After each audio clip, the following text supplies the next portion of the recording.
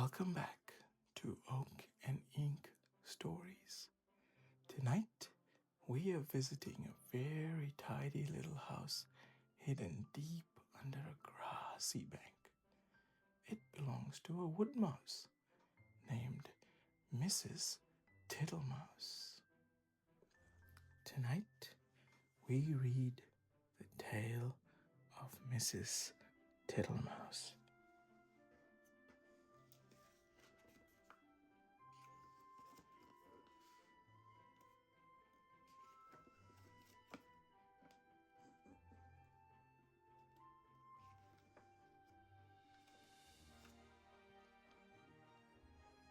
Once upon a time, there was a wood mouse, and her name was Mrs. Tittlemouse. She lived in a bank under a hedge. Such a funny house.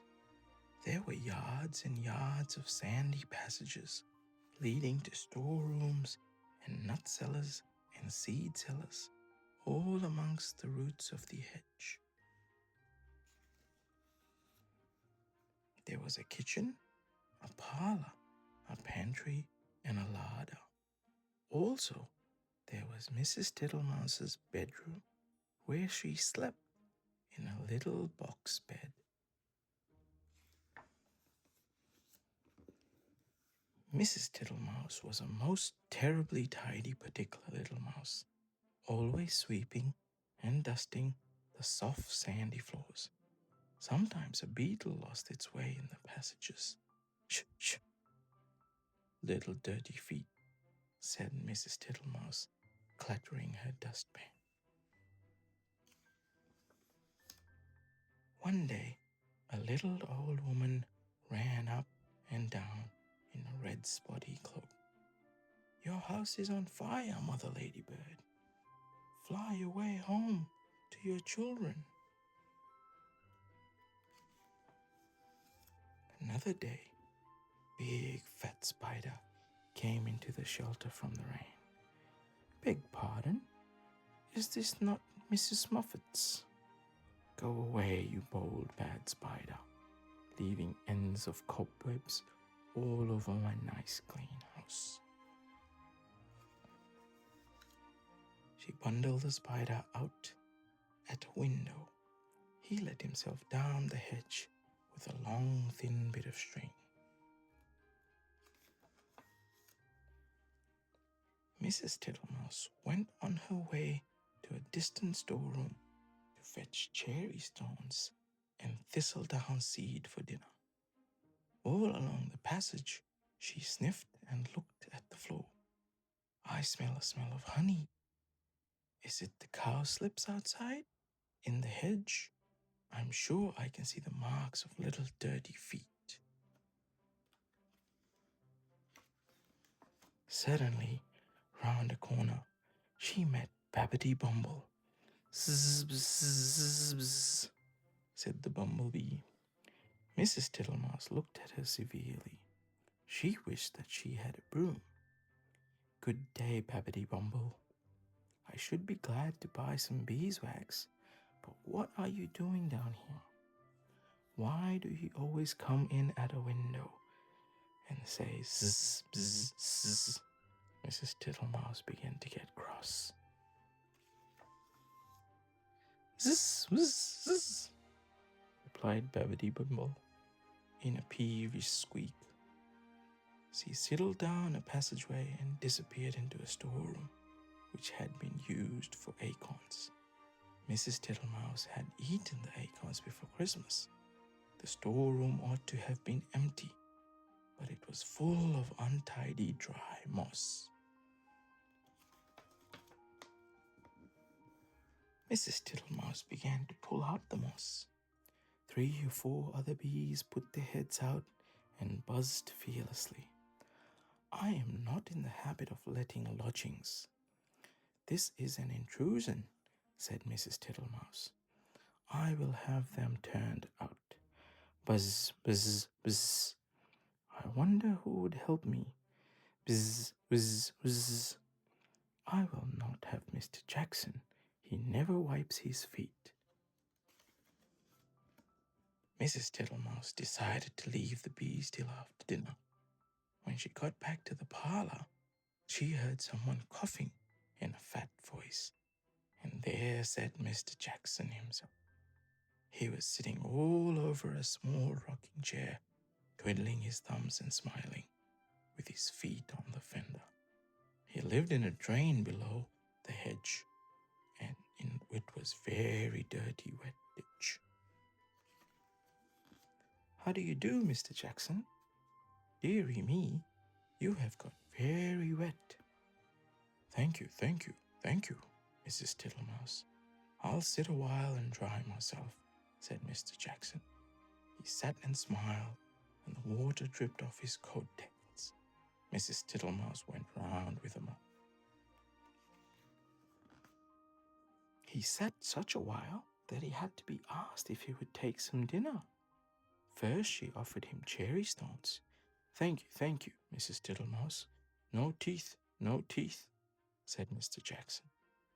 He opened his mouth most unnecessarily wide.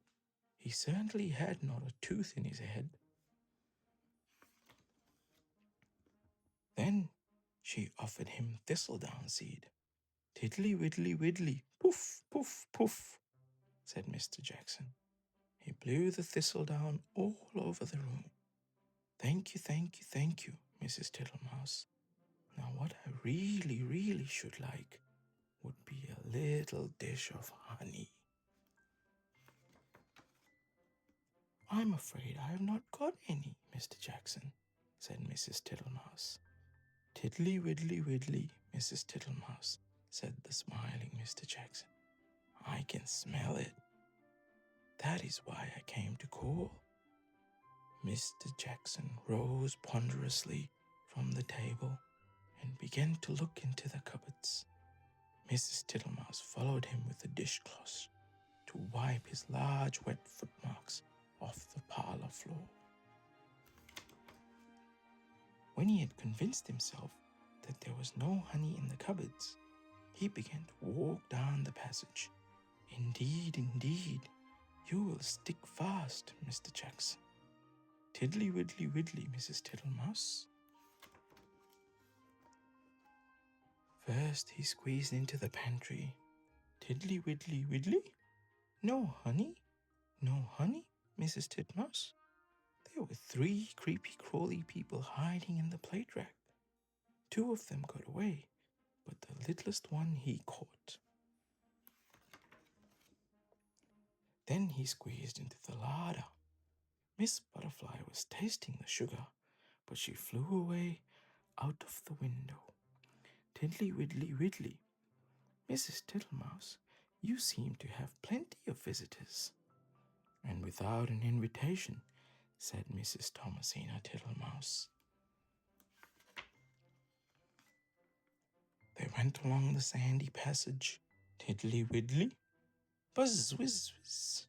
He met Babbity round a corner and snapped her up and put her down again. I do not like bumblebees. They are all over bristles, said Mr. Jackson, wiping his mouth with his coat sleeve. Get out, you nasty old toad, shrieked Babbity Bumble. I shall go distracted, scolded Mrs. Tittlemouse. She shut herself up in a nut cellar while Mr. Jackson pulled out the bee's nest. He seemed to have no objections to stings. When Mrs. Tittlemouse ventured to come out, everybody had gone away. But the untidiness was something dreadful. Never did I see such a mess. Smears of honey and moss and thistledown and marks of big and little dirty feet all over my nice clean house.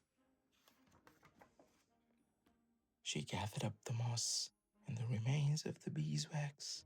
Then she went out and fetched some twigs to partly close up the front door. I will make it too small for Mr. Jackson. She fetched soft soap and flannel and a new scrubbing brush from the storeroom, but she was too tired to do any more. Firstly, she fell asleep in her chair, and then she went to bed. "Will it ever be tidy again?" said Mrs. Poor Tittlemouse. Next morning, she got up very early and began spring cleaning, which lasted a fortnight. She swept and scrubbed and dusted, and she rubbed up the furniture with beeswax and polished her little tin spoons. When it was all beautifully neat and clean, she gave a party to 5 other little mice without Mr. Jackson. He smelt the party and came up the bank, but he could not squeeze in at the door.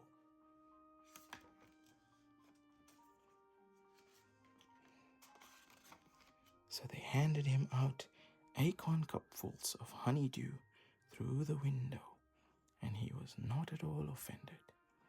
He sat outside in the sun and said, "Tiddly widdly widdly, your very good health, Mrs. Tittlemouse." The end.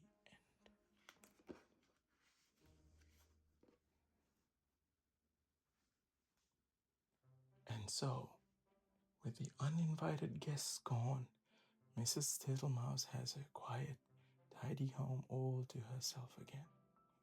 Everything is swept, and the mossy floors are soft and still.